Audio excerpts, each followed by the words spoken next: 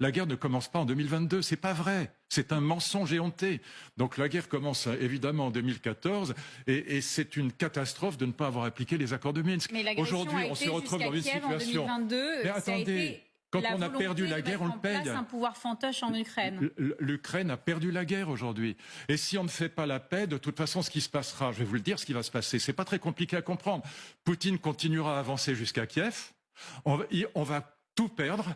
Il continuera à avancer jusqu'à Kiev, sauf si on déclare une guerre contre la Russie. Vous avez envie de déclarer une guerre contre la Russie, qui sera une guerre nucléaire? C'est absurde.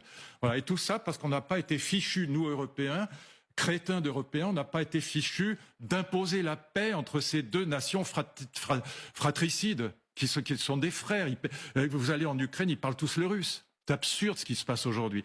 La paix est la seule solution. Et je dis ça, je ne suis pas munichois ni défaitiste. De toute façon, j'ai 75 ans, c'est pas moi qui partirai faire la guerre, ni vous. Exactement.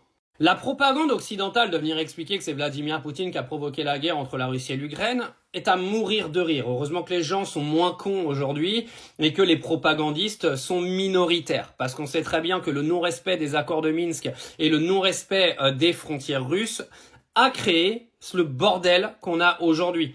Le non-respect du territoire russe, la menace existentielle qu'il y avait envers les Russes, ont fait que les Russes ont dû attaquer l'Ukraine.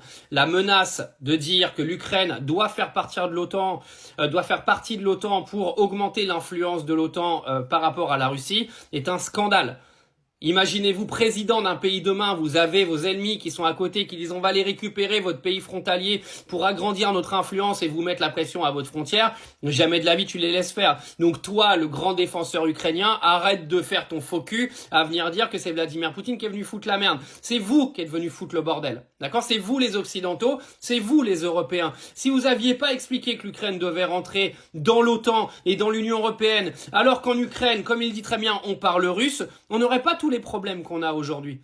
Vous vous foutez de la gueule du monde et vous essayez de faire croire à travers de l'émotion, du bombardement russe. Ok, c'est un drame ce qui se passe parce que les Ukrainiens, ils ont rien demandé à personne. La population, comme d'hab, elle subit. D'accord?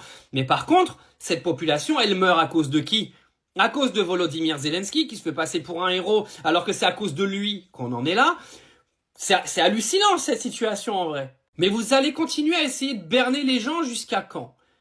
La situation, elle en est là, les gens y meurent à cause de qui? À cause de l'Occident, à cause de la politique américaine de Joe Biden, qui a en gros forcé l'Ukraine aujourd'hui à aller au front avec la Russie pour en gros tuer quasiment l'intégralité de leur population. Et c'est pas terminé, heureusement que Trump il met un petit peu le pied sur le frein, quoi. Hein. Mais par contre, c'est Macron qui a pris le relais. Et c'est nous qui allons le payer, parce qu'on le paye déjà économiquement, mais à un moment donné, on va le payer militairement, croyez-moi.